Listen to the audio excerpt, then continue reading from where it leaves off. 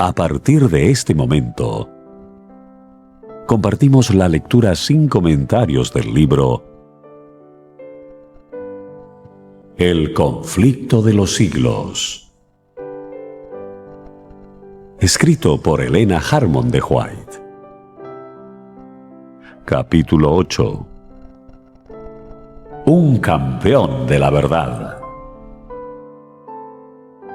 Un nuevo emperador, Carlos V, había ascendido al trono de Alemania, y los emisarios de Roma se apresuraron a presentarle sus plácemes y procuraron que el monarca emplease su poder contra la reforma. Por otra parte, el elector de Sajonia, con quien Carlos tenía una gran deuda por su exaltación al trono, le rogó que no tomase medida alguna contra Lutero sin antes haberle oído. De este modo el emperador se hallaba en embarazosa situación que le dejaba perplejo. Los papistas no se darían por contentos sino con un edicto imperial que sentenciase a muerte a Lutero. El elector había declarado terminantemente que ni su majestad imperial ni otro ninguno había demostrado que los escritos de Lutero hubiesen sido refutados, y por este motivo pedía que el doctor Lutero, provisto de un salvoconducto, pudiese comparecer ante jueces sabios, piadosos e imparciales. La atención general se fijó en la reunión de los estados alemanes convocada en Worms, a poco de haber sido elevado Carlos al trono. Varios asuntos políticos importantes tenían que ventilarse en dicha dieta en que por primera vez los príncipes de Alemania iban a ver a su joven monarca presidir una asamblea deliberativa. De todas partes del imperio acudieron los altos dignatarios de la Iglesia y del Estado. Nobles hidalgos, señores de elevada jerarquía, poderosos y celosos de sus derechos hereditarios, representantes del alto clero que ostentaban su categoría y superioridad, palaciegos seguidos de sus guardas armados y embajadores de tierras extrañas y lejanas. Todos se juntaron en Worms. Con todo, el asunto que despertaba más interés en aquella vasta asamblea era la causa del reformador sajón. Carlos había encargado ya de antemano al elector que trajese a Lutero ante la dieta, asegurándole protección y prometiendo disponer una discusión libre con gente competente para debatir los motivos de disidencia. Lutero por su parte ansiaba comparecer ante el monarca. Su salud por entonces no estaba muy buena. No obstante, escribió al elector: «Si no puedo ir a Worms bueno y sano, me haré llevar enfermo allá. Porque si el emperador me llama, no puedo dudar que sea un llamamiento de Dios. Si quieren usar de violencia contra mí, lo cual me parece probable, puesto que no es para instruirse por lo que me hacen comparecer, lo confío todo en manos del Señor. Aún vive y reina el que conservó ilesos a los mancebos en la hornalla. Si no me quiere salvar, poco vale mi vida. Impidamos solamente que el Evangelio sea expuesto al vilipendio de los impíos y derramemos nuestra sangre por él, para que no triunfen. ¿Será acaso mi vida o mi muerte la que más contribuirá a la salvación de todos? Esperadlo todo de mí, menos la fuga y la retractación. Huir no puedo, y retractarme mucho menos». La noticia de que Lutero comparecería ante la dieta circuló en Worms y despertó una agitación general. A Leandro, a quien, como legado del Papa, se le había confiado el asunto de una manera especial, se alarmó y enfureció. Preveía que el resultado sería desastroso para la causa del papado. Hacer investigaciones en un caso sobre el cual el Papa había dictado ya sentencia condenatoria era tanto como discutir la autoridad del soberano pontífice. Además de esto, temía que los elocuentes y poderosos argumentos de este hombre apartasen de la causa del Papa a muchos de los príncipes. En consecuencia, insistió mucho cerca de Carlos en que Lutero no compareciese en Worms. Por este mismo tiempo, se publicó la bula de excomunión contra Lutero, y esto, unido a las gestiones del legado, hizo ceder al emperador, quien escribió al elector diciéndole que si Lutero no quería retractarse, debía quedarse en Wittenberg. No bastaba este triunfo para Leandro, el cual siguió intrigando para conseguir también la condenación de Lutero. Con una tenacidad digna de mejor causa, insistía en presentar al reformador a los príncipes, a los prelados y a varios miembros de la dieta como sedicioso, rebelde, impío y blasfemo. Pero la vehemencia y la pasión de que daba pruebas el legado revelaban a las claras el espíritu de que estaba animado. Es la ira y el deseo de venganza lo que le excita, decían, y no el celo y la piedad. La mayoría de los miembros de la Dieta estaban más dispuestos que nunca a ver con benevolencia la causa del reformador y a inclinarse en su favor. Con redoblado celo insistió Aleandro cerca del emperador para que cumpliese su deber de ejecutar los edictos papales. Esto, empero, según las leyes de Alemania, no podía hacerse sin el consentimiento de los príncipes, y Carlos V, no pudiendo resistir a las instancias del nuncio, le concedió que llevara el caso ante la Dieta. Fue este un día de orgullo para el nuncio. La asamblea era grande y el negocio era aún mayor. Aleandro iba a alegar en favor de Roma, madre y señora de todas las iglesias. Iba a defender al primado de San Pedro ante los principados de la cristiandad. Tenía el don de la elocuencia, y esta vez se elevó a la altura de la situación. Quiso la providencia que ante el tribunal más augusto, Roma fuese defendida por el más hábil de sus oradores antes de ser condenada. Los que amparaban la causa de Lutero preveían de antemano, no sin recelo, el efecto que produciría el discurso del legado. El elector de Sajonia no se hallaba presente, pero por indicación suya habían concurrido algunos de sus cancilleres para tomar nota del discurso de Aleandro. Con todo el poder de la instrucción y la elocuencia, se propuso Aleandro derrocar la verdad. Arrojó contra Lutero cargo sobre cargo, acusándole de ser enemigo de la Iglesia y del Estado, de vivos y muertos, de clérigos y laicos, de concilios y cristianos en particular. «Ay», dijo en Los errores de Lutero, motivo para quemar a 100.000 herejes. En conclusión, procuró vilipendiar a los adherentes de la fe reformada diciendo: ¿qué son todos estos luteranos? Un puñado de gramáticos insolentes, de sacerdotes enviciados, de frailes disolutos, abogados ignorantes, nobles degradados y populacho pervertido y seducido. Cuanto más numeroso, más hábil, más poderoso es el partido católico. Un decreto unánime de esta ilustre asamblea iluminará a los sencillos, advertirá a los incautos, decidirá a los que dudan, fortalecerá a los débiles. Estas son las armas que en todo tiempo han esgrimido los enemigos de la verdad. Estos son los mismos argumentos que presentan hoy los que sostienen el error para combatir a los que propagan las enseñanzas de la palabra de Dios. ¿Quiénes son estos predicadores de nuevas doctrinas?, exclaman los que abogan por la religión popular. Son indoctos, escasos en número y los más pobres de la sociedad. Y con todo pretenden tener la verdad y ser el pueblo escogido de Dios. Son ignorantes que se han dejado engañar. ¿Cuán superior es en número y en influencia nuestra Iglesia? ¿Cuántos hombres grandes e ilustrados hay entre nosotros? ¿Cuánto más grande es el poder que está de nuestra parte? Estos son los argumentos que más sacan a relucir y que parecen tener influencia en el mundo, pero que no son ahora de más peso que en los días del gran reformador. La reforma no terminó como muchos lo creen, al concluir la vida de Lutero. Tiene aún que seguir hasta el fin del mundo. Lutero tuvo una gran obra que hacer, la de dar a conocer a otros la luz que Dios hiciera brillar en su corazón, pero él no recibió toda la luz que iba a ser dada al mundo. Desde aquel tiempo hasta hoy, y sin interrupción, nuevas luces han brillado sobre las Escrituras y nuevas verdades han sido dadas a conocer. Honda fue la impresión que produjo en la asamblea el discurso del legado. No hubo ningún Lutero para refutar los cargos del campeón papal con las verdades convincentes y sencillas de la palabra de Dios. Ningún esfuerzo se hizo para defender al reformador. Se manifestaba una disposición general, no solo para condenarlo junto con las doctrinas que enseñaba, sino para arrancar de raíz la herejía. Roma había disfrutado de la oportunidad más favorable para defender su causa. Se había dicho todo cuanto pudiera decirse para justificarla, pero aquella victoria aparente no fue sino la señal de la derrota. Desde aquel día el contraste entre la verdad y el error iba a resaltar más y más, porque la lucha entre ambos quedaba resueltamente empeñada.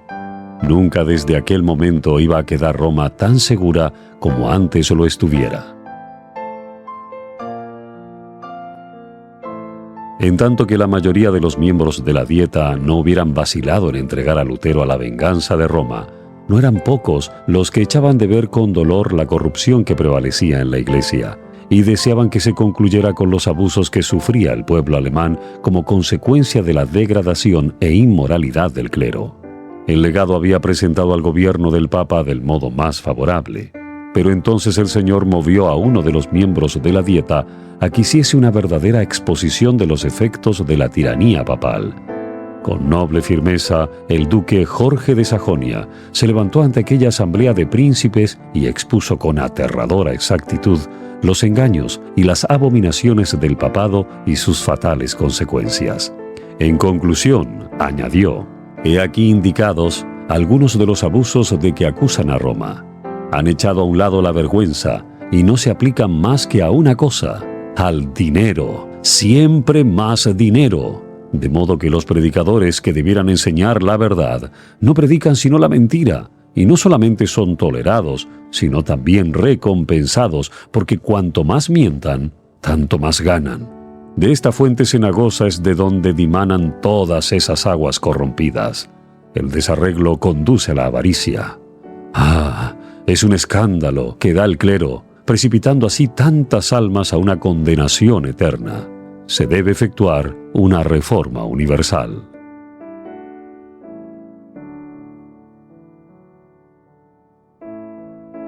Lutero mismo no hubiera podido hablar con tanta maestría y con tanta fuerza contra los abusos de Roma, y la circunstancia de ser el orador un declarado enemigo del reformador daba más valor a sus palabras.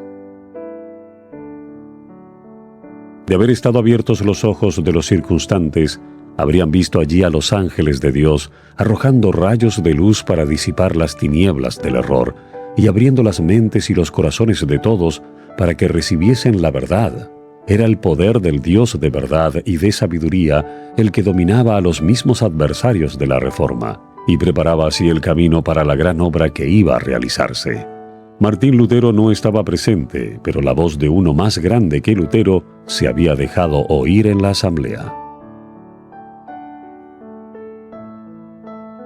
La Dieta nombró una comisión encargada de sacar una lista de todas las opresiones papales que agobiaban al pueblo alemán. Esta lista, que contenía 101 especificaciones, fue presentada al emperador, acompañada de una solicitud en que se le pedía que tomase medidas encaminadas a reprimir estos abusos. «¿Cuántas almas cristianas se pierden?», decían los solicitantes. «¿Cuántas rapiñas? ¿Cuántas exacciones exorbitantes? ¿Y de cuántos escándalos está rodeado el jefe de la cristiandad? Es menester precaver la ruina y el vilipendio de nuestro pueblo. Por esto, unánimemente os suplicamos sumisos, pero con las más vivas instancias, que ordenéis una reforma general, que la emprendáis y la acabéis».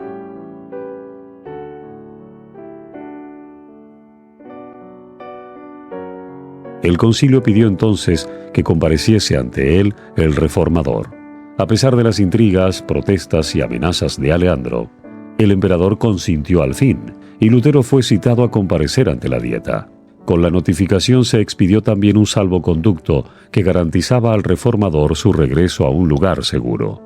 Ambos documentos le fueron llevados por un heraldo encargado de conducir a Lutero de Wittenberg a Worms.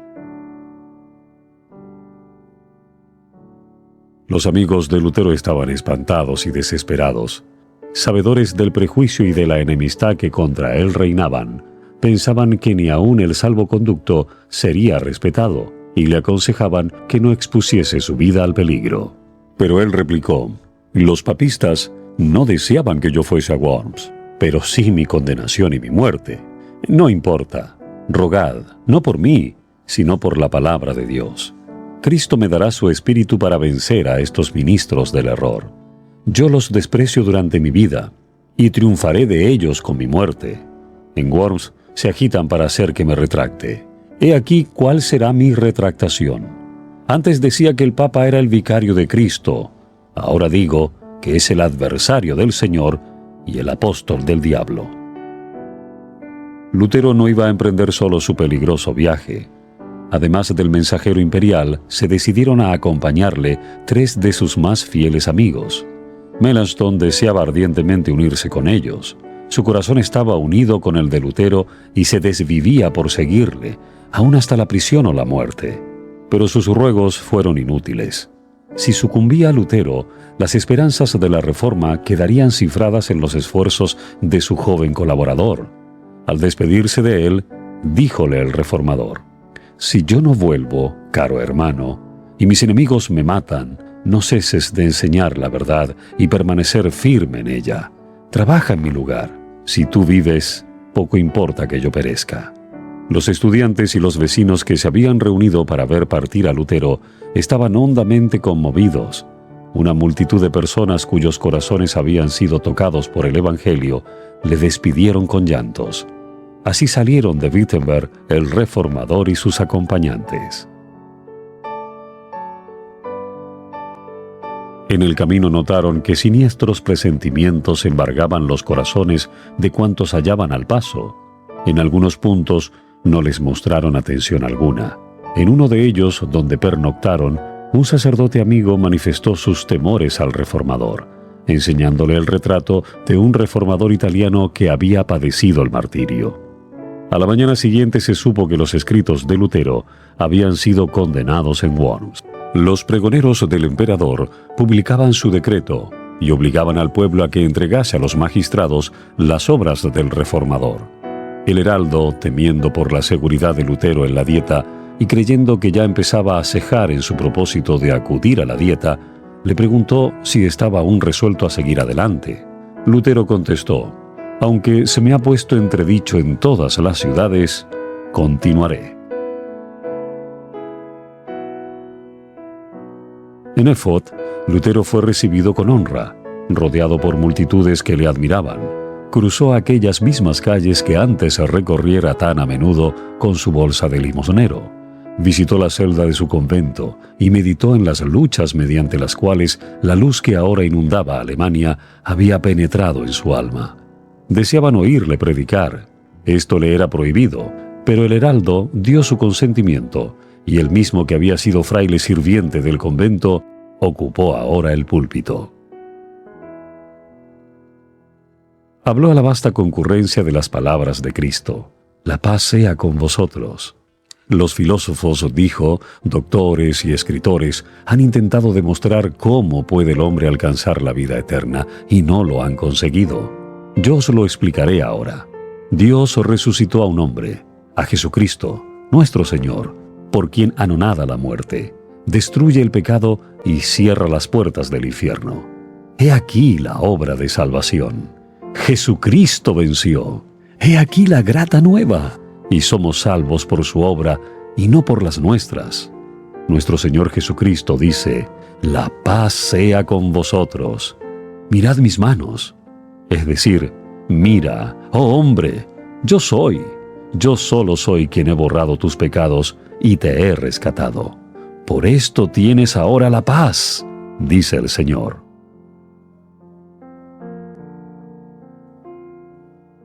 Y siguió explicando cómo la verdadera fe se manifiesta en una vida santa. Puesto que Dios nos ha salvado, obremos de un modo digno de su aprobación. ¿Eres rico? Sirvan tus bienes a los pobres. ¿Eres pobre? Tu labor sirva a los ricos. Si tu trabajo no es útil más que para ti mismo, el servicio que pretendes hacer a Dios no es más que mentira. El pueblo escuchaba embelesado. El pan de vida fue repartido a aquellas almas hambrientas. Cristo fue ensalzado ante ellas por encima de papas, legados, emperadores y reyes. No dijo Lutero una palabra tocante a su peligrosa situación. No quería hacerse objeto de los pensamientos y de las simpatías. En la contemplación de Cristo se perdía de vista a sí mismo. Se ocultaba detrás del hombre del Calvario y solo procuraba presentar a Jesús como redentor de los pecadores. El reformador prosiguió su viaje siendo agasajado en todas partes y considerado con grande interés. Las gentes salían presurosas a su encuentro, y algunos amigos le ponían en guardia contra el propósito hostil que respecto de él acariciaban los romanistas. «Os echarán en una hoguera», le decían, «y os reducirán a cenizas como lo hicieron con Juan Hus». Él contestaba: «Aun cuando encendiesen un fuego que se extendiese desde Worms hasta Wittenberg y se elevara hasta el cielo, lo atravesaría en nombre del Señor. Compareceré ante ellos, entraré en la boca de ese behemoth, romperé sus dientes y confesaré a nuestro Señor Jesucristo». Al tener noticias de que se aproximaba a Worms, el pueblo se conmovió. Sus amigos temblaron recelando por su seguridad. Los enemigos temblaron porque desconfiaban del éxito de su causa. Se hicieron los últimos esfuerzos para disuadir a Lutero de entrar en la ciudad. Por instigación de los papistas, se le instó a hospedarse en el castillo de un caballero amigo, en donde, se aseguraba, todas las dificultades podían arreglarse pacíficamente. Sus amigos se esforzaron por despertar temores en él, describiéndole los peligros que le amenazaban. Todos sus esfuerzos fracasaron. Lutero, sin inmutarse, dijo: «Aunque haya tantos diablos en Worms, cuantas tejas hay en los techos, entraré allí». Cuando llegó a Worms, una enorme muchedumbre se agolpó a las puertas de la ciudad para darle la bienvenida. No se había reunido un concurso tan grande para saludar la llegada del emperador mismo.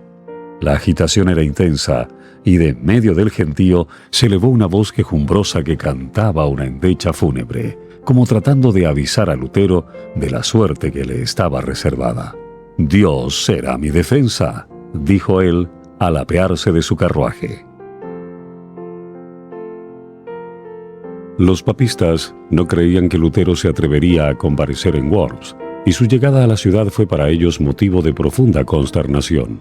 El emperador citó inmediatamente a sus consejeros para acordar lo que debía hacerse. Uno de los obispos fanático papista dijo: «Mucho tiempo hace que nos hemos consultado sobre este asunto. Deshágase pronto de ese hombre, vuestra majestad imperial. ¿No hizo quemar Segismundo a Juan Hus? Nadie está obligado a conceder ni a respetar un salvoconducto dado a un hereje». «No», dijo el emperador, «lo que uno ha prometido es menester cumplirlo». Se convino entonces en que el reformador sería oído. Todos ansiaban ver a aquel hombre tan notable y en inmenso número se agolparon junto a la casa en donde se hospedaba. Hacía poco que Lutero se había repuesto de la enfermedad que poco antes le aquejara. Estaba debilitado por el viaje que había durado 2 semanas enteras. Debía prepararse para los animados acontecimientos del día siguiente y necesitaba quietud y reposo. Era tan grande la curiosidad que tenían todos por verlo, que no bien había descansado unas pocas horas cuando llegaron a la posada de Lutero condes, varones, caballeros, hidalgos, eclesiásticos y ciudadanos que ansiaban ser recibidos por él. Entre estos visitantes se contaban algunos de aquellos nobles que con tanta bizarría pidieran al emperador que emprendiera una reforma de los abusos de la Iglesia y que, decía Lutero, habían sido libertados por mi evangelio. Todos, amigos como enemigos, venían a ver al monje indómito que los recibía con inalterable serenidad y a todos contestaba con saber y dignidad. Su porte era distinguido y resuelto. Su rostro delicado y pálido dejaba ver huellas de cansancio y enfermedad, a la vez que una mezcla de bondad y gozo. Sus palabras, impregnadas de solemnidad y profundo fervor, le daban un poder que sus mismos enemigos no podían resistir. Amigos y enemigos estaban maravillados. Algunos estaban convencidos de que le asistía una fuerza divina. Otros decían de él lo que los fariseos decían de Cristo: «Demonio tiene».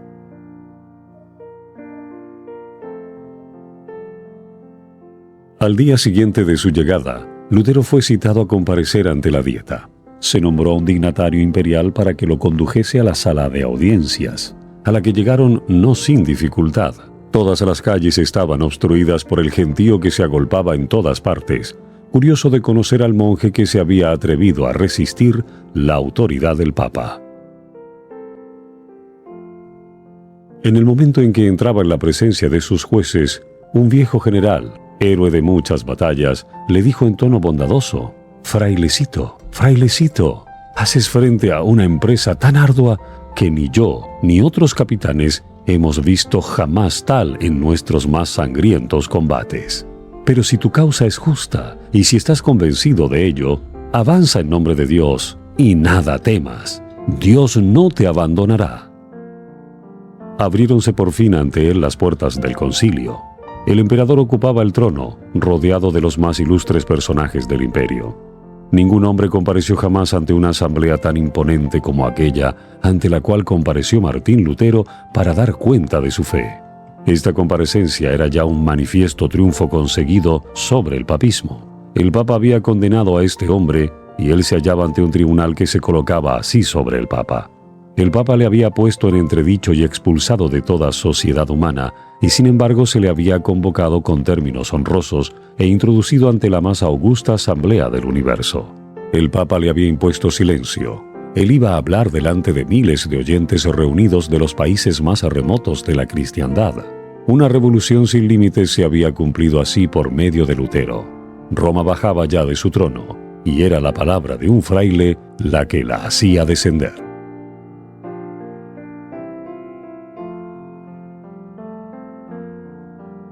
Al verse ante tan augusta asamblea, el reformador de humilde cuna pareció sentirse cohibido. Algunos de los príncipes, observando su emoción, se acercaron a él, y uno de ellos le dijo al oído: «No temáis a aquellos que no pueden matar más que el cuerpo y que nada pueden contra el alma». Otro añadió también: «Cuando os entregaren ante los reyes y los gobernadores, no penséis cómo o qué habéis de hablar. El Espíritu de vuestro Padre hablará por vosotros». Así fueron recordadas las palabras de Cristo por los grandes de la tierra, para fortalecer al siervo fiel en la hora de la prueba. Lutero fue conducido hasta un lugar situado frente al trono del emperador. Un profundo silencio reinó en la numerosa asamblea. Enseguida, un alto dignatario se puso en pie y, señalando una colección de los escritos de Lutero, exigió que el reformador contestase dos preguntas: si reconocía aquellas obras como suyas y si estaba dispuesto a retractar el contenido de ellas. Habiendo sido leídos los títulos de los libros, Lutero dijo que sí los reconocía como suyos. Tocante a la segunda pregunta, añadió: atendido que concierne a la fe y a la salvación de las almas, en la que se halla interesada la palabra de Dios, a saber, el más grande y precioso tesoro que existe en los cielos y en la tierra, obraría yo imprudentemente si respondiera sin reflexión.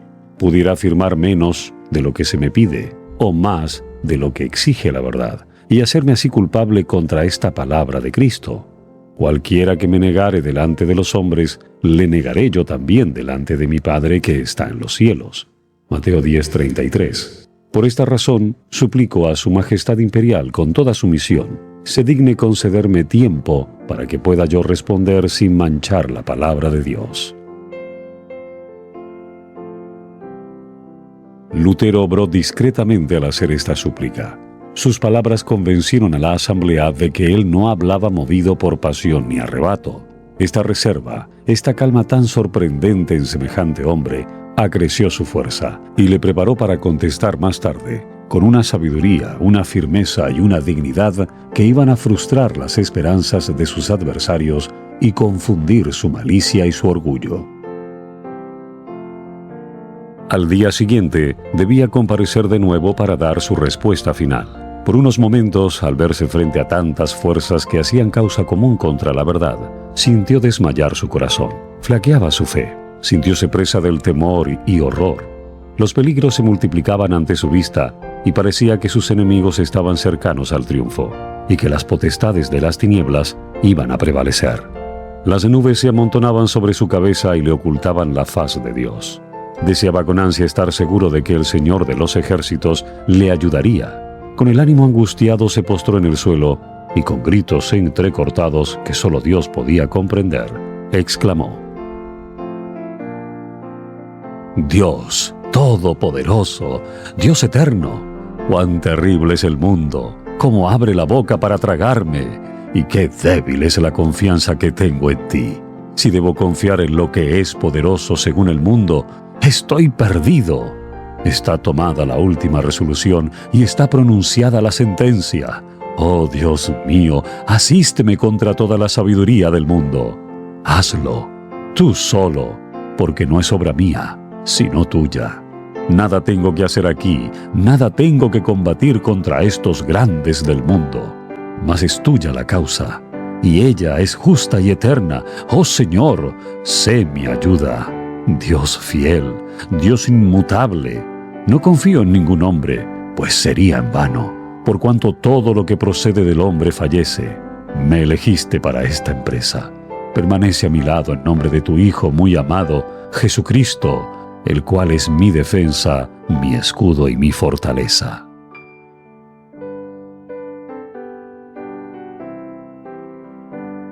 Una sabia providencia permitió a Lutero apreciar debidamente el peligro que le amenazaba, para que no confiase en su propia fuerza y se arrojase al peligro con temeridad y presunción. Sin embargo, no era el temor del dolor corporal, ni de las terribles torturas que le amenazaban, ni la misma muerte que parecía tan cercana, lo que le abrumaba y le llenaba de terror. Había llegado al momento crítico, y no se sentía capaz de hacerle frente. Temía que por su debilidad la causa de la verdad se malograra. No suplicaba a Dios por su propia seguridad, sino por el triunfo del Evangelio. La angustia que sintiera Israel en aquella lucha nocturna que sostuviera a orillas del arroyo solitario era la que él sentía en su alma. Y lo mismo que Israel, Lutero prevaleció con Dios.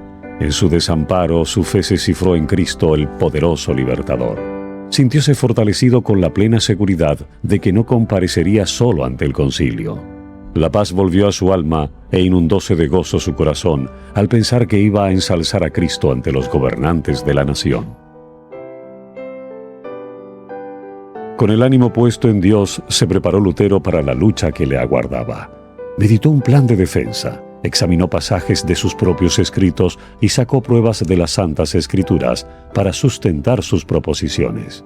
Luego, colocando la mano izquierda sobre la Biblia, que estaba abierta delante de él, alzó la diestra hacia el cielo y juró permanecer fiel al Evangelio y confesar libremente su fe, aunque tuviese que sellar su confesión con su sangre. Cuando fue llevado nuevamente ante la Dieta, no revelaba su semblante sombra alguna de temor ni de cortedad. Sereno y manso, a la vez que valiente y digno, presentóse como testigo de Dios entre los poderosos de la tierra. El canciller le exigió que dijese si se retractaba de sus doctrinas. Lutero respondió del modo más sumiso y humilde, sin violencia ni apasionamiento. Su porte era correcto y respetuoso, si bien revelaba en sus modales una confianza y un gozo que llenaban de sorpresa a la asamblea.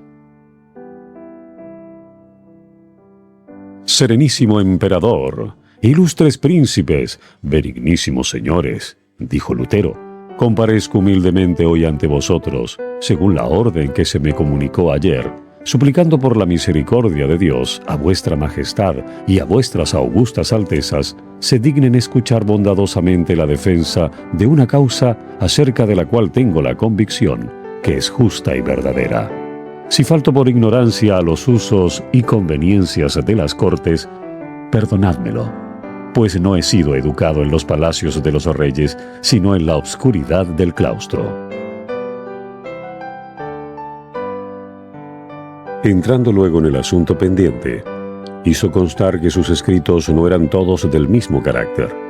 En algunos había tratado de la fe y de las buenas obras, y aún sus enemigos los declaraban no solo inofensivos, sino hasta provechosos. Retractarse de ellos, dijo, sería condenar verdades que todo el mundo se gozaba en confesar. En otros escritos exponía los abusos y la corrupción del papado.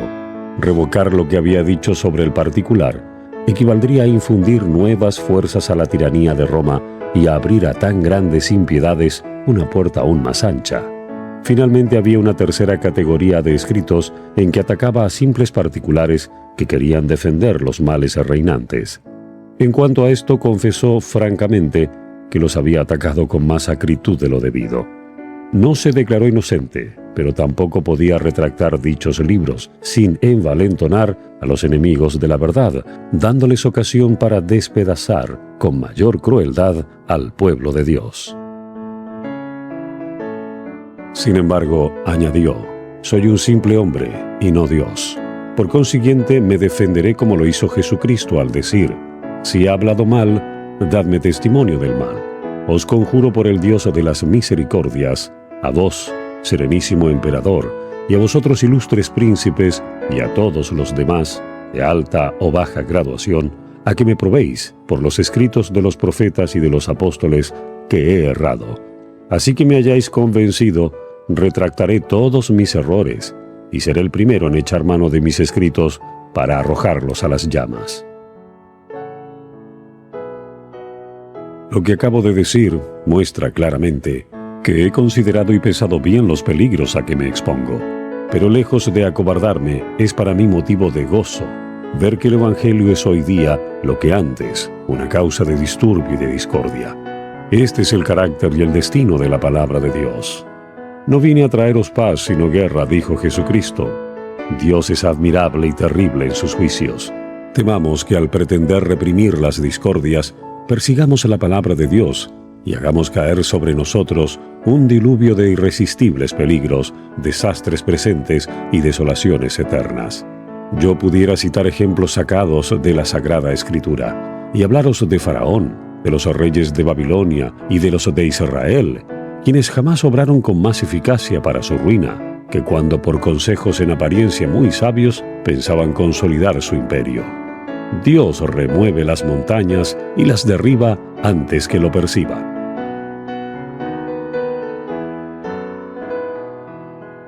Lutero había hablado en alemán. Se le pidió que repitiera su discurso en latín, y aunque rendido por el primer esfuerzo, hizo lo que se le pedía y repitió su discurso en latín, con la misma energía y claridad que la primera vez. La providencia de Dios dirigió este asunto. La mente de muchos de los príncipes estaba tan cegada por el error y la superstición que la primera vez no apreciaron la fuerza de los argumentos de Lutero, pero al repetirlos el orador pudieron darse mejor cuenta de los puntos desarrollados por él. Aquellos que cerraban obstinadamente los ojos para no ver la luz, resueltos ya a no aceptar la verdad, se llenaron de ira al oír las poderosas palabras de Lutero. Tan luego como hubo dejado de hablar, el que tenía que contestar en nombre de la Dieta le dijo con indignación: «No habéis respondido a la pregunta que se os ha hecho. Se exige de vos una respuesta clara y precisa. ¿Queréis retractaros? ¿Sí o no?» El reformador contestó: «Ya que su serenísima majestad y sus altezas exigen de mí una respuesta sencilla, clara y precisa, voy a darla, y es esta. Yo no puedo someter mi fe ni al Papa ni a los concilios, porque es tan claro como la luz del día que ellos han caído muchas veces en el error, así como en muchas contradicciones consigo mismos. Por lo cual, si no se me convence con testimonios bíblicos o con razones evidentes, y si no se me persuade con los mismos textos que yo he citado, y si no sujetan mi conciencia a la palabra de Dios, yo no puedo ni quiero retractar nada, por no ser digno de un cristiano hablar contra su conciencia. Heme aquí, no me es dable hacerlo de otro modo. Que Dios me ayude. Amén.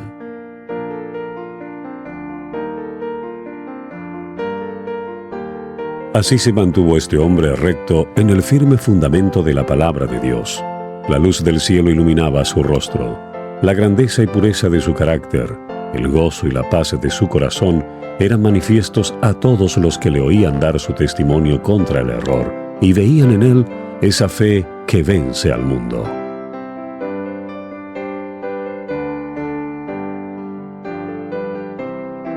La asamblea entera quedó un rato muda de asombro. La primera vez había hablado Lutero en tono respetuoso y bajo, en actitud casi sumisa. Los romanistas habían interpretado todo esto como prueba evidente de que el valor empezaba a faltarle. Se habían figurado que la solicitud de un plazo para dar su contestación equivalía al preludio de su retractación. Carlos mismo, al notar no sin desprecio el hábito raído del fraile, su actitud tan llana, la sencillez de su oración, había exclamado: «Por cierto, no será este monje el que me convierta en hereje». Empero el valor y la energía que esta vez desplegara, así como la fuerza y la claridad de sus argumentaciones, los dejaron a todos sorprendidos. El emperador, lleno de admiración, exclamó entonces: «El fraile habla con un corazón intrépido y con inmutable valor». Muchos de los príncipes alemanes veían con orgullo y satisfacción a este representante de su raza. Estamos compartiendo la lectura sin comentarios del libro El conflicto de los siglos. Capítulo 8. Un campeón de la verdad.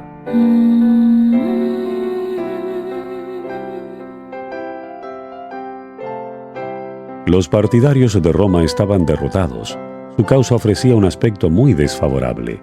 Procuraron conservar su poderío no por medio de las escrituras, sino apelando a las amenazas, como lo hace siempre Roma en semejantes casos. El orador de la Dieta dijo: «Si no te retractas, el emperador y los estados del imperio verán lo que debe hacerse con un hereje obstinado». Los amigos de Lutero, que habían oído su noble defensa, poseídos de sincero regocijo, temblaron al oír las palabras del orador oficial, pero el doctor mismo, con toda calma, repuso: «Dios me ayude, porque de nada puedo retractarme». Se indicó a Lutero que se retirase, mientras los príncipes se deliberaban. Todos se daban cuenta de que era un momento de gran crisis. La persistente negativa de Lutero a someterse podía afectar la historia de la Iglesia por muchos siglos. Se acordó darle otra oportunidad para retractarse. Por última vez le hicieron entrar de nuevo en la sala. Se le volvió a preguntar si renunciaba a sus doctrinas. Contestó: «No tengo otra respuesta que dar que la que he dado». Era ya bien claro y evidente que no podrían inducirle a ceder ni de grado ni por fuerza a las exigencias de Roma. Los caudillos papales estaban acongojados, porque su poder, que había hecho temblar a los reyes y a los nobles, era así despreciado por un pobre monje, y se propusieron hacerle sentir su ira entregándole al tormento. Pero reconociendo Lutero el peligro que corría, había hablado a todos con dignidad y serenidad cristiana. Sus palabras habían estado exentas de orgullo, pasión o falsedad. Se había perdido de vista a sí mismo y a los grandes hombres que le rodeaban, y solo sintió que se hallaba en presencia de uno que era infinitamente superior a los papas, a los prelados, a los reyes y a los emperadores. Cristo mismo había hablado por medio del testimonio de Lutero, con tal poder y grandeza que tanto en los amigos como en los adversarios despertó pavor y asombro. El Espíritu de Dios había estado presente en aquel concilio, impresionando vivamente los corazones de los jefes del imperio. Varios príncipes reconocieron sin embozo la justicia de la causa del reformador. Muchos se convencieron de la verdad, pero en algunos la impresión no fue duradera. Otros aún hubo que en aquel momento no manifestaron sus convicciones, pero que, habiendo estudiado las Escrituras después, llegaron a ser intrépidos sostenedores de la Reforma.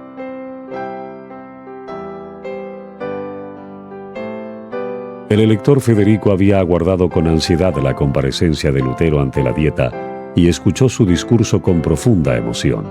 Experimentó regocijo y orgullo al presenciar el valor del fraile, su firmeza y el modo en que se mostraba dueño de sí mismo, y resolvió defenderle con mayor firmeza que antes. Comparó entre sí a ambas partes contendientes y vio que la sabiduría de los papas, de los reyes y de los prelados había sido anulada por el poder de la verdad. El papado había sufrido una derrota que iba a dejarse sentir en todas las naciones a través de los siglos. Al notar el legado el efecto que produjeran las palabras de Lutero, temió como nunca había temido por la seguridad del poder papal y resolvió echar mano de todos los medios que estuviesen a su alcance para acabar con el reformador. Con toda la elocuencia y la habilidad diplomática que le distinguían en gran manera, le pintó al joven emperador la insensatez y el peligro que representaba el sacrificar, en favor de un insignificante fraile, la amistad y el apoyo de la poderosa sede de Roma. Sus palabras no fueron inútiles. El día después de la respuesta de Lutero, Carlos mandó a la Dieta un mensaje en que manifestaba su determinación de seguir la política de sus antecesores de sostener y proteger la religión romana, Ya que Lutero se negaba a renunciar a sus errores, se tomarían las medidas más enérgicas contra él y contra las herejías que enseñaba. Un solo fraile, extraviado por su propia locura, se levanta contra la fe de la cristiandad. Sacrificaré mis reinos, mi poder, mis amigos, mis tesoros, mi cuerpo, mi sangre, mi espíritu y mi vida para contener esta impiedad. Voy a despedir al agustino Lutero, prohibiéndole causar el más leve tumulto entre el pueblo. Enseguida procederé contra él y sus secuaces, como contra herejes declarados por medio de la excomunión, de la suspensión y por todos los medios convenientes para destruirlos. Pido a los miembros de los estados que se conduzcan como fieles cristianos. No obstante, el emperador declaró que el salvoconducto de Lutero debía ser respetado y que antes de que se pudiese proceder contra él, debía dejársele llegar a su casa sano y salvo. Dos opiniones encontradas fueron entonces propuestas por los miembros de la Dieta. Los emisarios y representantes del Papa solicitaron que el salvoconducto del reformador fuera violado.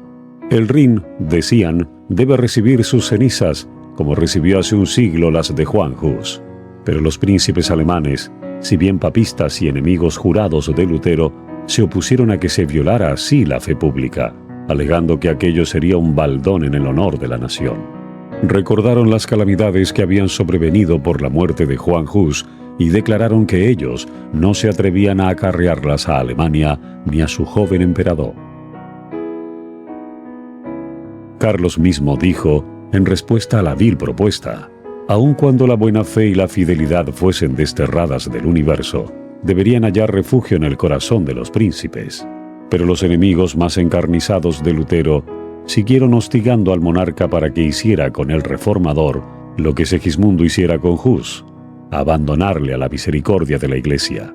Pero Carlos V evocó la escena en que Hus, señalando las cadenas que le aherrojaban, le recordó al monarca su palabra que había sido quebrantada, y contestó, «Yo no quiero sonrojarme como Segismundo».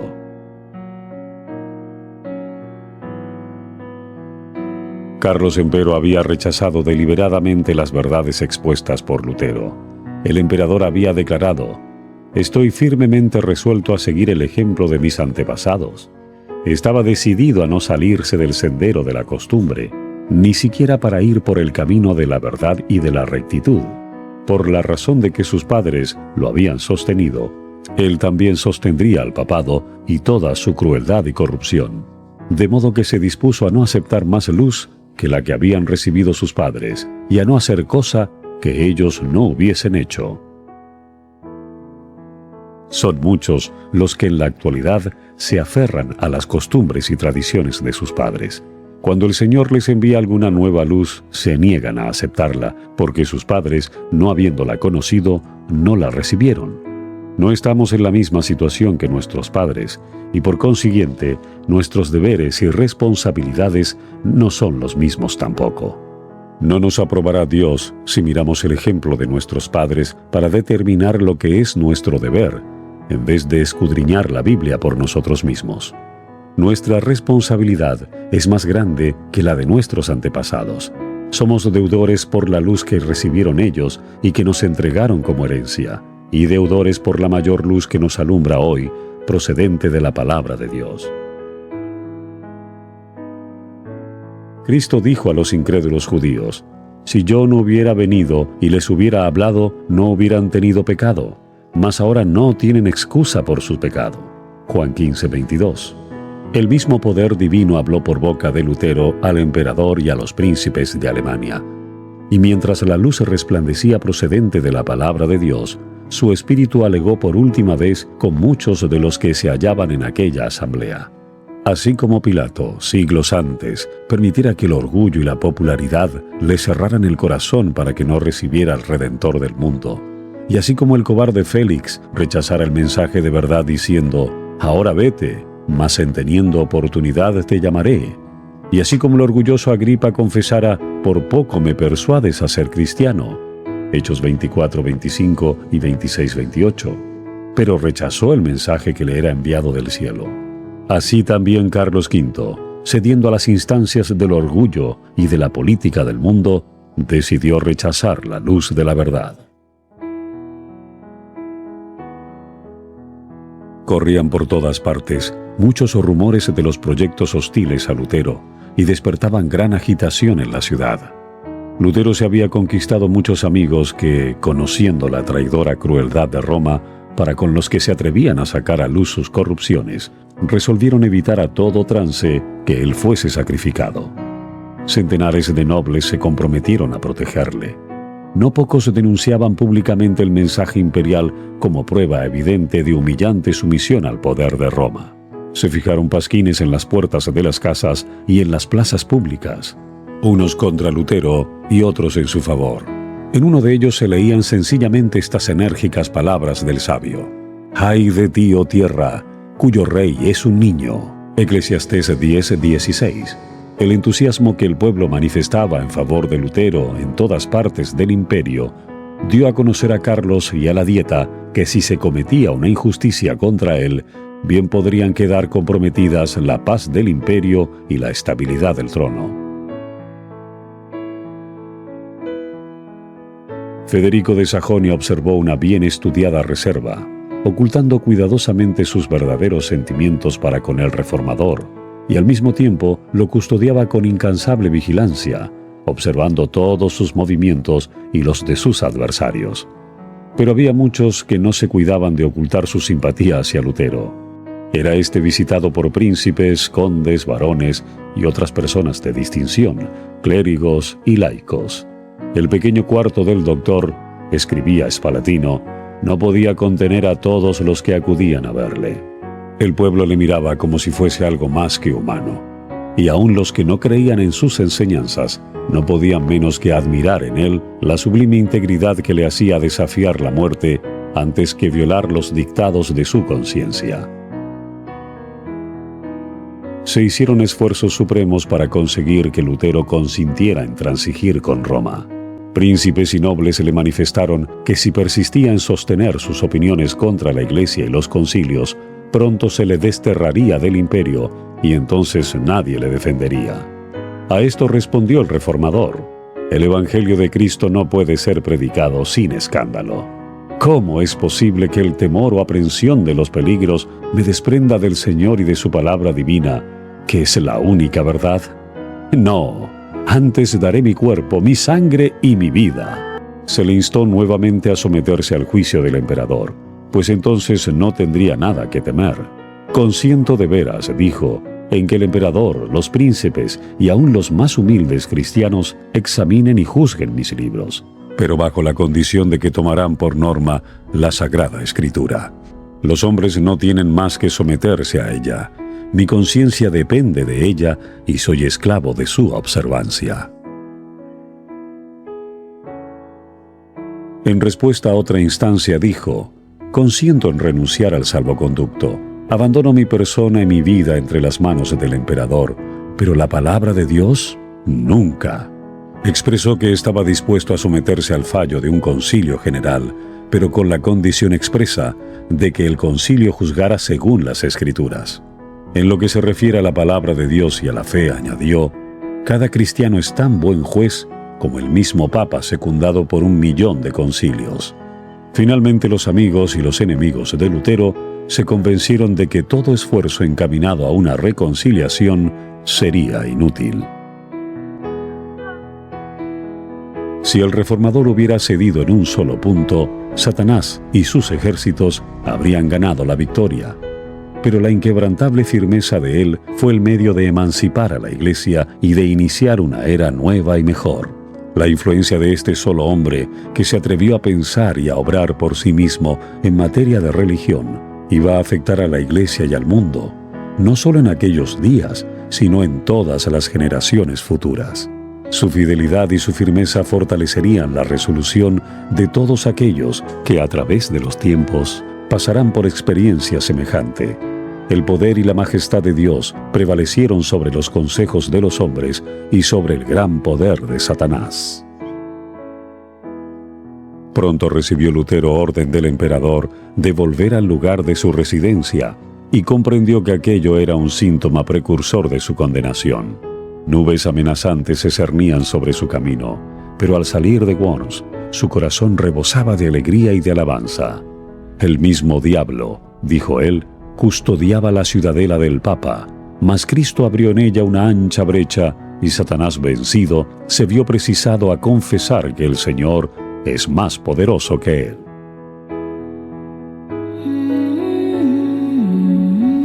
Estamos compartiendo la lectura sin comentarios del libro El conflicto de los siglos.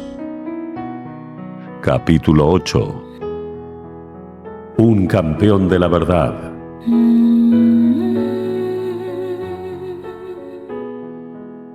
Después de su partida, deseoso aún de manifestar que su firmeza no había que tomarla por rebelión, escribió Lutero al emperador, diciendo entre otras cosas: Dios, que es el que lee en el interior de los corazones, me es testigo de que estoy pronto a obedecer con diligencia a vuestra majestad, así en lo próspero como en lo adverso, ya por la vida, ya por la muerte, exceptuando solo la palabra de Dios por la que el hombre existe.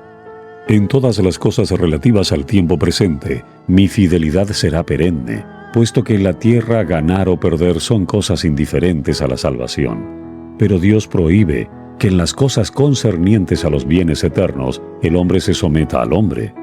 En el mundo espiritual la sumisión es un culto verdadero que no debe rendirse, sino al Creador. En su viaje de regreso, fue recibido en los pueblos del tránsito con más agasajos que los que se le tributaran al ir a Worms. Príncipes de la iglesia daban la bienvenida al excomulgado monje y gobernantes civiles tributaban honores al hombre a quien el monarca había despreciado. Se le instó a que predicase, y a despecho de la prohibición imperial, volvió a ocupar el púlpito. Dijo: «Nunca me comprometí a encadenar la palabra de Dios, y nunca lo haré».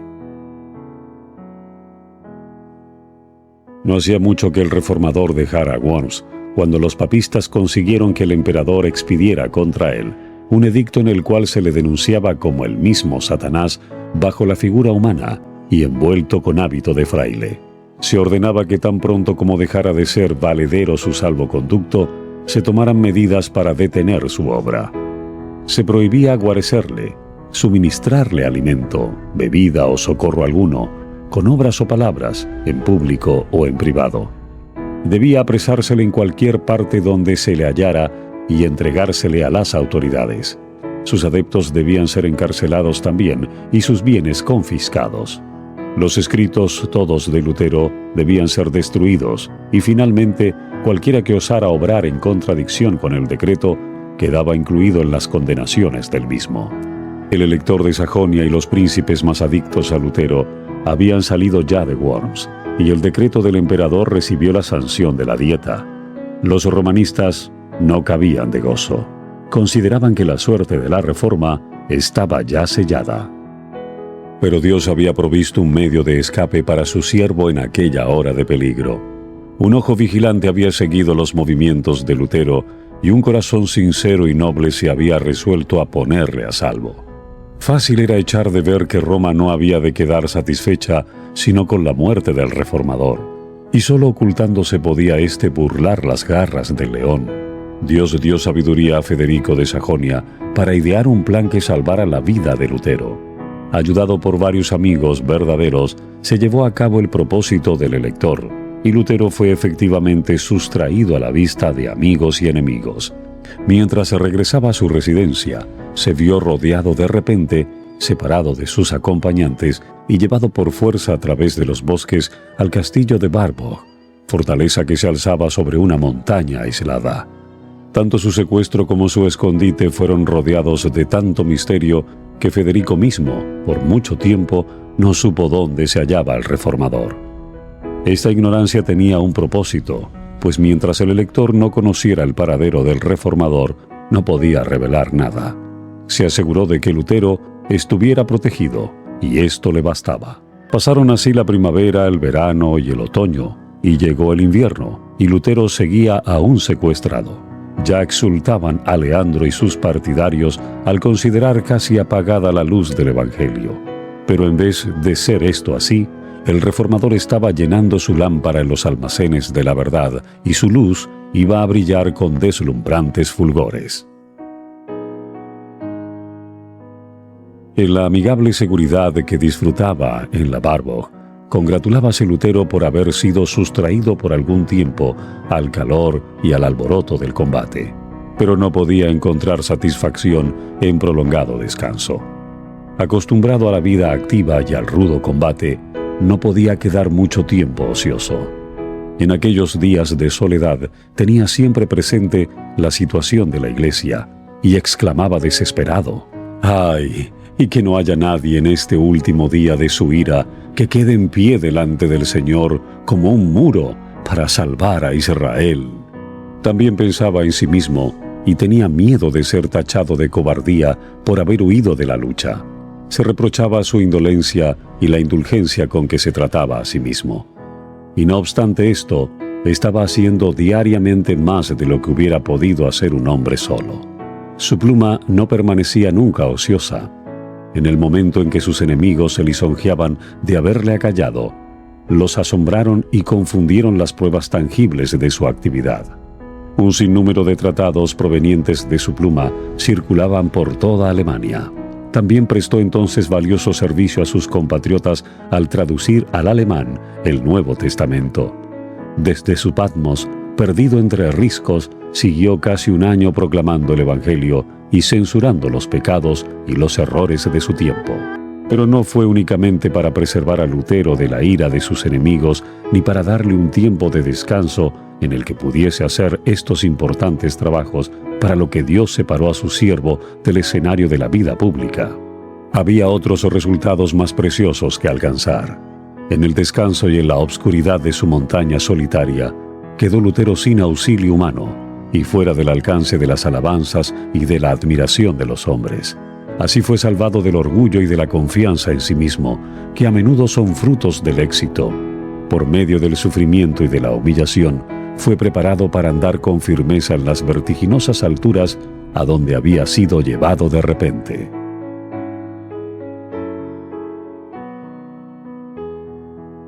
A la vez que los hombres se regocijan en la libertad que les da el conocimiento de la verdad, se sienten inclinados a ensalzar a aquellos de quienes Dios se ha valido para romper las cadenas de la superstición y del error. Satanás procura distraer de Dios los pensamientos y los afectos de los hombres y hacer que se fijen en los agentes humanos. Induce a los hombres a dar honra al mero instrumento, ocultándole la mano que dirige todos los sucesos de la providencia. Con demasiada frecuencia acontece que los maestros religiosos, así alabados y reverenciados, pierden de vista su dependencia de Dios y sin sentirlo empiezan a confiar en sí mismos. Resulta entonces que quieren gobernar el espíritu y la conciencia del pueblo, el cual está dispuesto a considerarlos como guías en vez de mirar a la palabra de Dios. La obra de reforma ve así frenada su marcha por el espíritu que domina a los que la sostienen. Dios quiso evitar este peligro a la reforma. Quiso que esa obra recibiese no la marca de los hombres, sino la impresión de Dios. Los ojos de los hombres estaban fijos en Lutero como en el expositor de la verdad, pero él fue arrebatado de en medio de ellos para que todas las miradas se dirigieran al eterno autor de la verdad. Hasta aquí la lectura sin comentarios del libro El conflicto de los siglos, escrito por Helena Harmon de White.